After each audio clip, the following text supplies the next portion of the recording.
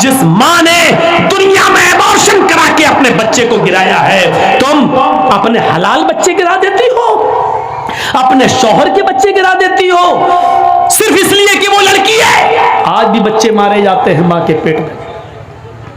Ultrasound पर check कराया गया, बताया लड़की है। साहब 3 लड़कियां पहले से, चौथी भी लड़की। नहीं साहब, एबॉर्शन करा दो। लिखा है हॉस्पिटल में, यहां भ्रूण की, लिंग की जांच नहीं की जाती है, यह अपराध है। लिखा होता है हॉस्पिटल्स में, लेकिन पसे पर्दा सारे काम हो रहे हैं। क्या कॉलेज में पढ़ने वाले लड़के और लड़कियों के साथ होने वाली गलतियों पर जब कॉलेज की लड़कियों का हमल ठहर जाता है, तो क्या उनका एबॉर्शन नहीं हो रहा है? क्या वो बच्चे नहीं गिराए जा रहे हैं? क्या हमल साकित नहीं हो रहे हैं? सब कुछ हो रहा है पसे पर्दा, सब कुछ हो रहा है पसे पर्दा, पीठ के पीछे, सामने न सही लेकिन सारे हॉस्पिटल में हो रहा है। बच्चे गिराए जा रहे हैं, नाजायज बच्चे तो छोड़ो, जायज बच्चे भी गिराए जा रहे हैं। 3 लड़कियां हैं, चौथी भी पेट में बच्ची है। नहीं साहब, डॉक्टर साहब गिरा दो। याद रखना, जितने लोग बैठे हो सुन लो, अगर किसी ने यह जुर्म किया है और अपनी बीवी से करवाया है या अपने बच्चे का हमल साकित करवाया है, अभी जाओ तौबा करो, गिड़गिड़ाओ रब के सामने, उसको रहम आ जाए तो अल्लाह ताला माफ भी कर सकता है।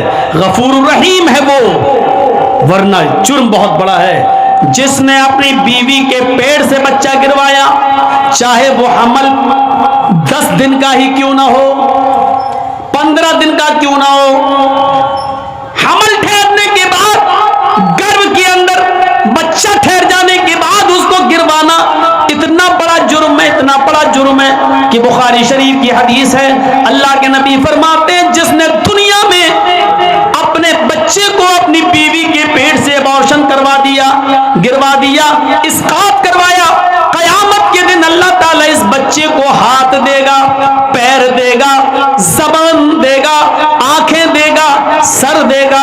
ये बच्चा एक बच्चे की शक्ल इख्तियार करेगा। बुखारी की रिवायत है, जा यौमुल क़ियामा व मुअल्लकुम बैना सदियहा, कयामत के दिन वो बच्चा इस हाल में आएगा कि वो अपने माँ की दोनों पिस्तान से लटका हुआ होगा, अपने माँ के दोनों सीनों से लटका हुआ होगा, अपने माँ का दूध चूस रहा होगा, अपने माँ के पिस्तान से लटका होगा। अल्लाह कहेगा, आए बच्चे तुझे भी कुछ कहना है? अल्लाह उस बच्चे को जबान देगा, यकूल, वो बच्चा अपने माँ की पिस्तान छोड़ेगा, फिर ऊपर देखेगा, कहेगा यकूल, या रब्बी हाज़िही उम्मी क़तलतनी, अल्लाह ये मेरी माँ है जिसके पिस्तान से मैं लटका हूँ, अल्लाह ये मेरी माँ है जिसका मैं दूध पी रहा हूँ, अल्लाह ये मेरी माँ है जिसके सीने से आज मैं लगा हूँ, अल्लाह ये मेरी माँ है जिसने दुनिया में मुझे मार डाला था, अल्लाह ये मेरी माँ है जिसने दुनिया में मुझे कत्ल कर दिया था, अल्लाह ये मेरी माँ है जिसने दुनिया में मुझे जीने नहीं दिया, मुझे दुनिया में आने नहीं दिया, अल्लाह ये मेरी माँ है जिसने दुनिया में मुझे भुला दिया था, मेरा कत्ल कर दिया था, मेरा मर्डर कर दिया था, अल्लाह ये दुनिया में मेरी ना हुई, आज आखिरत में तू इसका मत बन, आज आखिरत में तू इसका मत हो, अय अल्लाह तू मेरी माँ को जहन्नम में डाल दे, अल्लाह मेरी माँ को जहन्नम में फेंक दे, मेरी माँ से मुझे कोई हमदर्दी नहीं है, ये दुनिया में मेरी ना हुई, आज तू इसका ना हो। कयामत के दिन ये बच्चा अपनी माँ को जहन्नम में ले जाएगा। अल्लाह रब्बुल आलमीन इस बच्चे को तो नहीं, लेकिन उसकी माँ को अपने बच्चे, इस बच्चे के कहने पर जहन्नम में डाल देगा।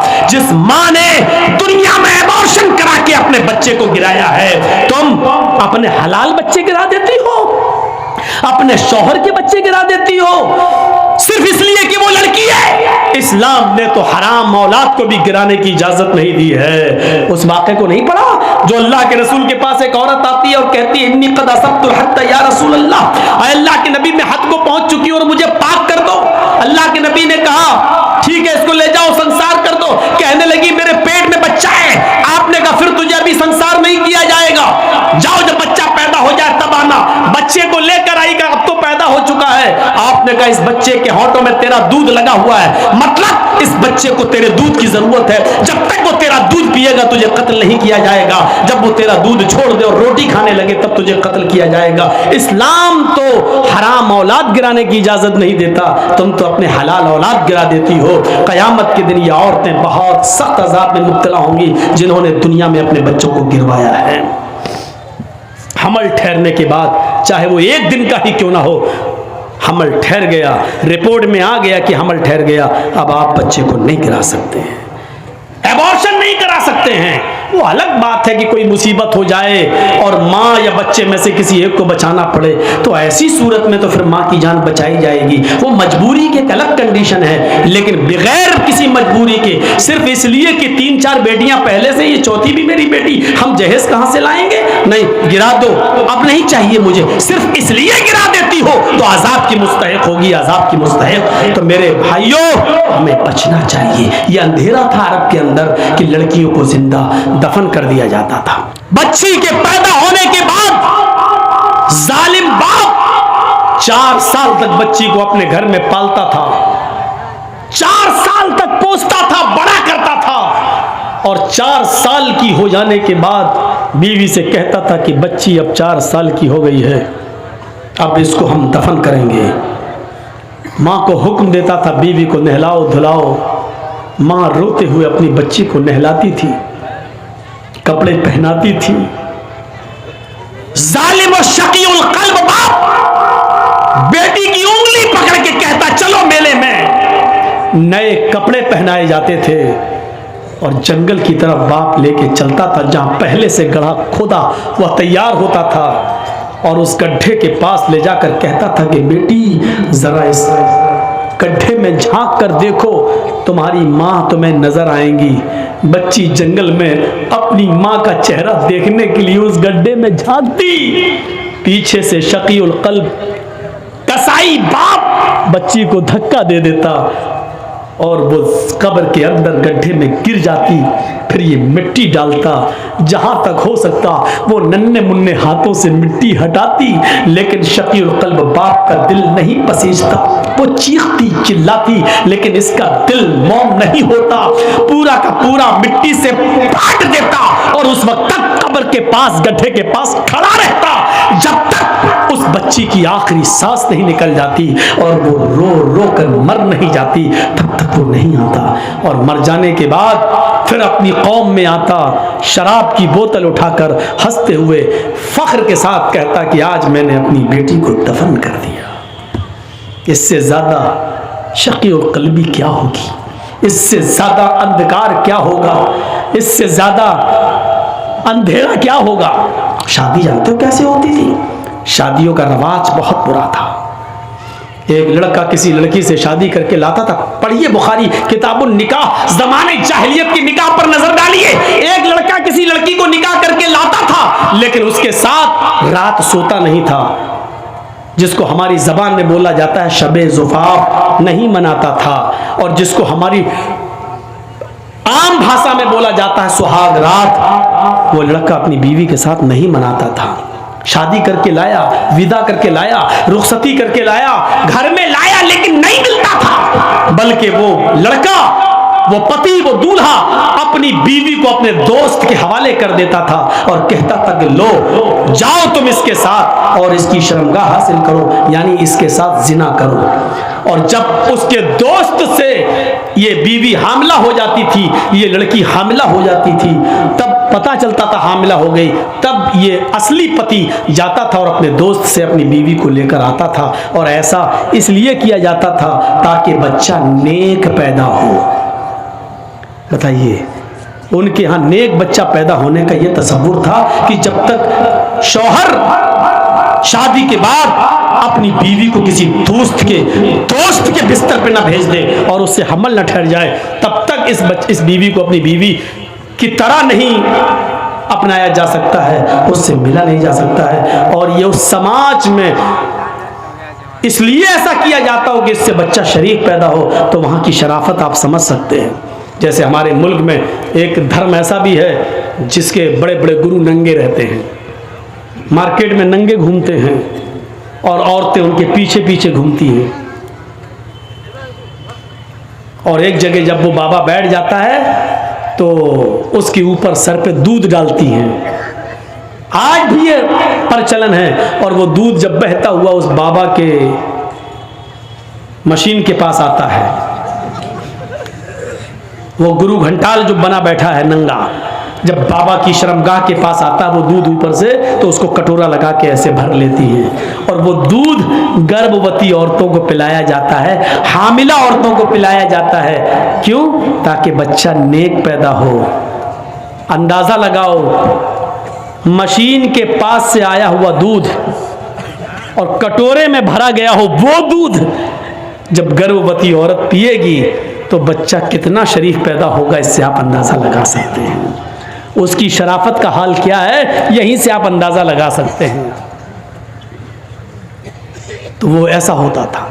निकाह का दूसरा तरीका अरब के अंदर यह था, निकाह का दूसरा तरीका अरब के अंदर यह था कि एक ही औरत के पास 3 से ऊपर और 10 तक लोग, 10 से ज्यादा नहीं, 10 तक लोग आते थे। 3 भी हो सकते हैं, 4 भी, 5 भी, 6 भी, 7 भी, 8 भी, 9 भी, 10 भी, 10 से ज्यादा नहीं। उस औरत के पास पूरे साल जाते हैं।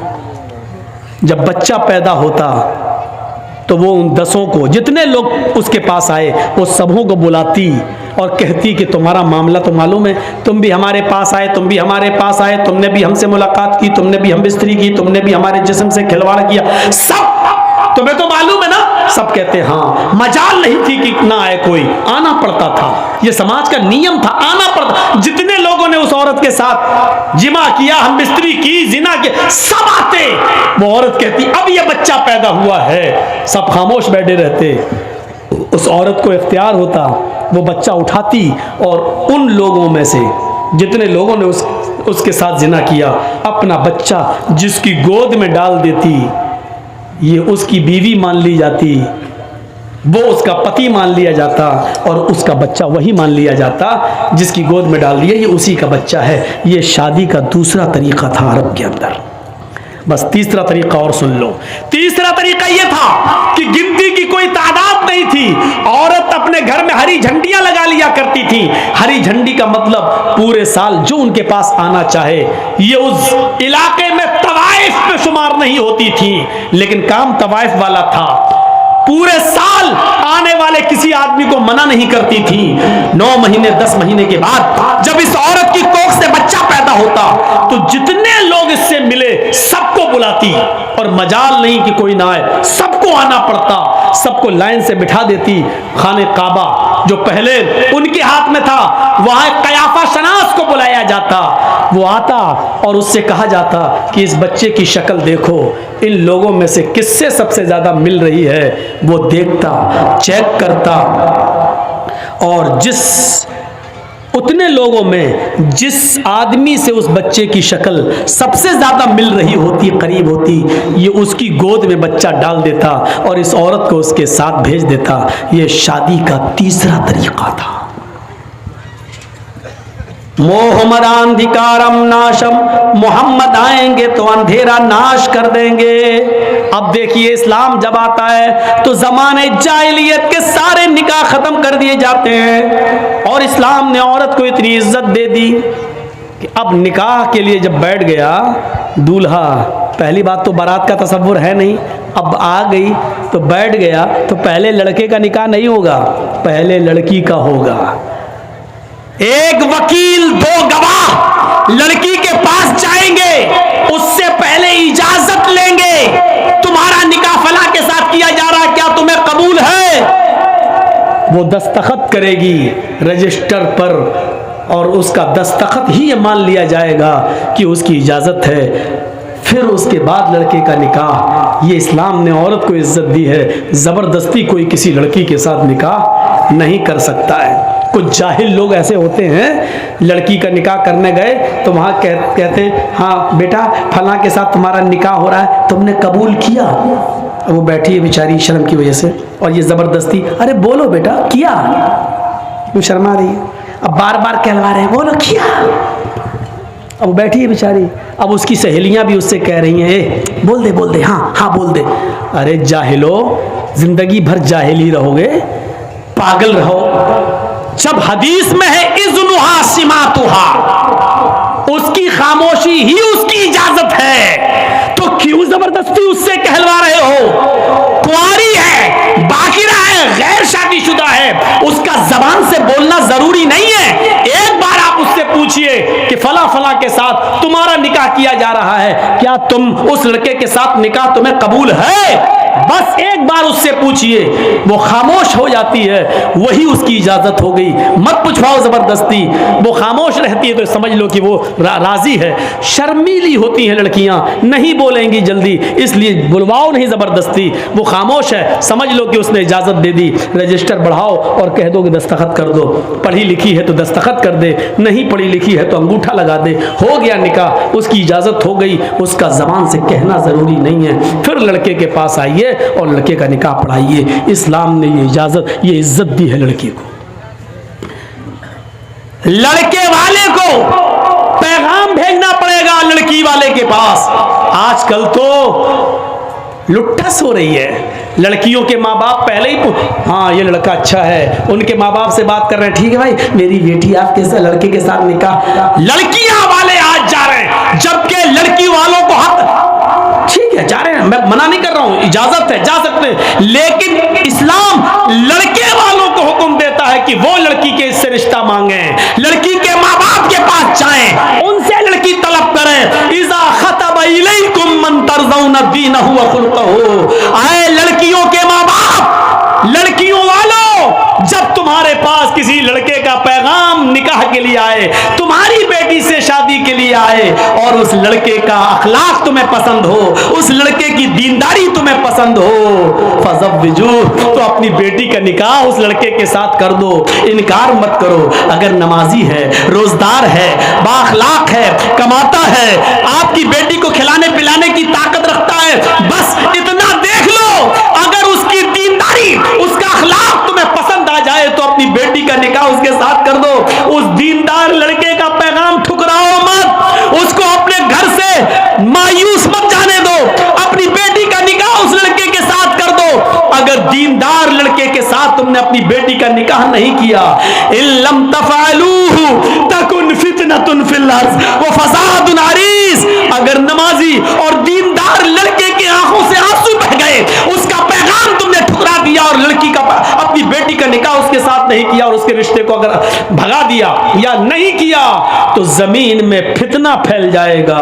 इल्लम तफअलूहु तकुन फितनतुन फिल अर्ज़, तो जमीन में फितना देखोगे, व फसादुन अरीज़, और लंबा चौड़ा फसाद। आज देख लो तलाकों की कितनी नौबतें हैं, क्योंकि हमने जेंटलमैन देखा है, हीरो देखा है, जमीन और जायदाद वाला देखा है, दीनदार नहीं देखा है। सुप्रीम कोर्ट का बयान है कि सबसे ज्यादा हमारे यहाँ तलाक के केस पेंडिंग में पड़े हुए हैं, तलाक के केस पेंडिंग में पड़े हुए हैं, और तलाक के केस 3 करोड़ की तादाद में हैं। तलाक के केस कितने हैं सुप्रीम कोर्ट में? सुप्रीम कोर्ट ने कहा 3 करोड़ तलाक के केस पेंडिंग में हैं, और इन 3 करोड़ तलाकों में 2 करोड़ से ज्यादा सिर्फ मुसलमानों के केस हैं, सिर्फ मुस्लिम औरतें और मुस्लिम मर्दों के केस हैं जो सुप्रीम कोर्ट में पेंडिंग पड़े हुए हैं। आप आइडिया लगा सकते हैं, मुसलमानों की तादाद तो हिंदुस्तान में इतनी ज्यादा नहीं है, सब मिलाकर 3 करोड़ तलाक के केस पेंडिंग में, और 3 करोड़ में 2 करोड़ से ज्यादा सिर्फ मुसलमानों के केस। इससे आप अंदाजा लगाइए कि मुसलमानों ने दीनदारी देखना शुरू नहीं किया है, दीनदारी को देखना छोड़ दिया है। चाहे लड़के वाले हों, लड़की में दीनदारी नहीं देख रहे हैं, लड़की वाले लड़कों में दीनदारी नहीं देख रहे हैं, इसलिए तलाकों पर नौबतें आ रही हैं, जो हमारे लिए बहुत बड़ा अलमिया है और दर्द सर है। इसको हमारे समाज और सोसाइटी को सोचना पड़ेगा और देखना पड़ेगा।